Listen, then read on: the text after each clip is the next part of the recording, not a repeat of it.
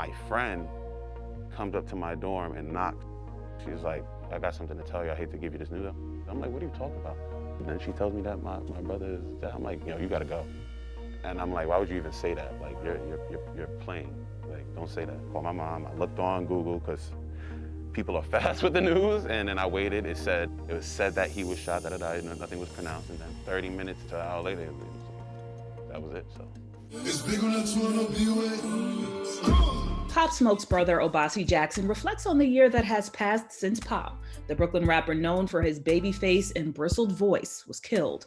Talk to me about how you're feeling now. It's definitely better than when it first started, but there's days when it's like really overwhelming for me. Damn, I miss my brother, yeah. It feels almost like it was yesterday that I lost my brother. It's crazy to even imagine the fact that a whole year has passed and that he's not here, and then I'm gonna have to continue doing that for the remainder of my life. I miss my brother, yeah. We're here and my family's strong and we're getting better, so God is good. I get this overbearing, like it's this feeling that just weighs on my shoulders. Sometimes I get heavy with tears, sometimes I want to hold them in, sometimes I let them out. Sometimes I'll get angry, sometimes I'll just go out and try and have fun. The struggle sometimes to even get up at times, it's a crazy experience to be going through at this moment. But like I said, God is good, so. In February 2020, Pop Smoke was in California, staying at a rented home in the Hollywood Hills, owned by Real Housewives star Tebby Mellencamp. In the early hours of February 19th, 4 males allegedly broke into that home and shot the 20-year-old several times. 4:55 this morning, multiple LAPD Hollywood units responded to a call. When officers arrived there approximately 6 minutes later, they discovered a victim inside the house had been shot. He was pronounced dead at the hospital. Obasi was in college on Long Island when it happened. That day, it went by so fast. From there, I went from school back to my house, from my house to Cali, literally, within an hour, I was on a flight to Cali, went to Cali, took care of that for 3 days and then came back.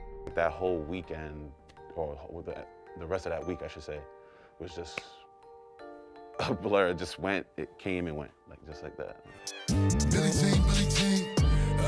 At the time of his death, Pop was riding the wave of the success of his singles, Welcome to the Party and Dior, which pushed the Brooklyn drill sound onto a national stage. A lot of people will, kind of dig into his past and say, well, hey, he did X, and so this was the result. Or he may have been involved or had slightly a checkered past, and, certain things that he sang and rapped about kind of came to fruition. What do you say to people who say that? That's a thin line, because it's storytelling.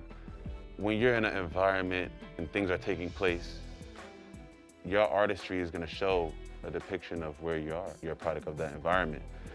Now, is that it can make you or it can break you. There's some people who do that and then they go off the rail, and there's some people like a Pop who will then tell you, I made these decisions. And he's so young. It was like an old school cat from the 90s or something, where he was talking to the young kids, don't do that though. It's the bad choice. Don't tell this, don't do that. Stick to the books. In Canarsie, Brooklyn, right before coronavirus lockdowns took effect, thousands gathered to watch a caravan carry the artist's body through his neighborhood for the final time. Over the summer, weeks before what would have been his 21st birthday, Pop Smoke's studio album Shoot for the Stars, Aim for the Moon was posthumously released. 50 Cent helped produce the project. So 50, definitely shout out to him, you know what I'm saying? He definitely came and he talked to my mom once or twice. Got with Steven and them, and definitely just got the artists together and did what he needed to do on that executive side to make sure that Pop has the best project that there could be at the time frame that they had. Despite all the cover art. They had a little that whole cover art. I don't know. Listen, to this day, I don't even know. Can we talk about that? I don't want to forget you're good. You're that good. was really funny. The internet had a time with that. Everybody was just going on a rampage because the cover art originally just was. It looked a little crazy. It looked a little crazy. I'm glad that the people saw, and then we all came together and we fixed it.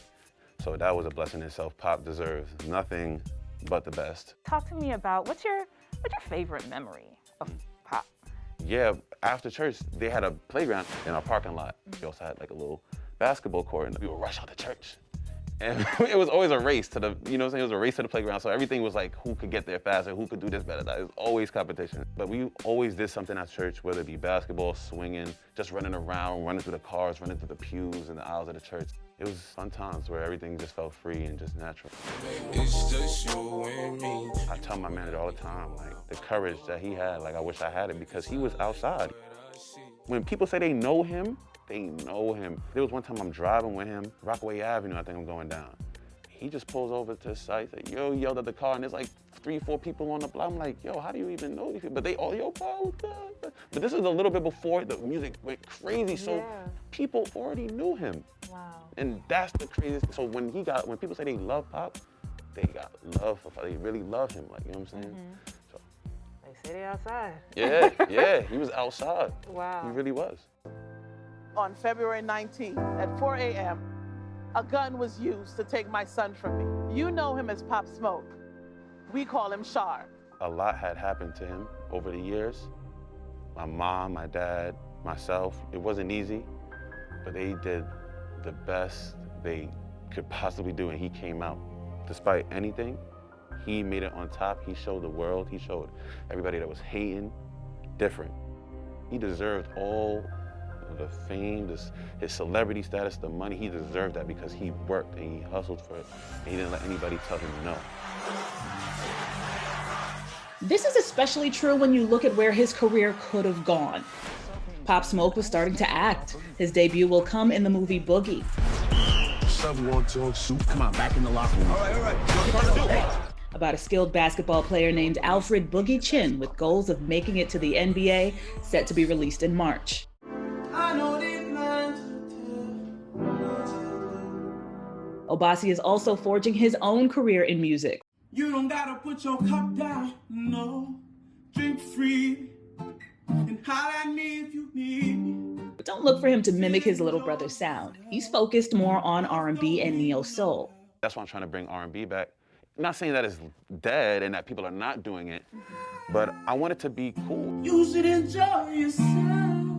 So I know you talked about this before, but are you seeing a therapist or anything like that? What do you do to kind of X out all of the negativity that you say that you receive and kind of put your mind at ease? Right now, I'm just focused on my music, focused on getting better. I'm chilling with friends more. I stopped playing video games years ago. I'm playing them again. I picked my guitar back up. I'm trying to focus on me and trying to get to a spot where I used to be, where I felt happy, and see if I could recreate it with what I know now and evolve. In the years since, Obasi also graduated from Five Towns College. Meanwhile, their parents broke their silence with this anti-violence PSA. Gun violence destroys families. It must stop. My mother, shout out to her, and shout out to my father. They're two of the most strongest people I know. For them to have lost their son in such a public, light, and then to be going to work still and going through their everyday lives as if it didn't happen, but I know it did, and we know it did, but just to see their strength is commendable, and it's inspiring to me. Two men, 19-year-old Corey Walker and 18-year-old Keandre Rogers, were charged with murder. Walker pled not guilty in October 2020. Rogers was transferred to juvenile court last year because he was 17 at the time of Pop Smoke's death. The other two were minors, a 15 and a 17-year-old. Their names have not been released because of their age. They've each been charged with 1 count of murder and robbery in juvenile court. All 4 suspects are due back in court in late February. A 5th person was also initially arrested but was not charged in connection with this case. According to the Los Angeles District Attorney's Office, 19-year-old Corey Walker was charged with murder with a special circumstance allegation. That would make him eligible for the death penalty if convicted, since the alleged murder was committed while other alleged crimes, robbery and burglary, were already in progress. At the time, 4 of the 5 people who were arrested were teenagers. 2 of them were underage.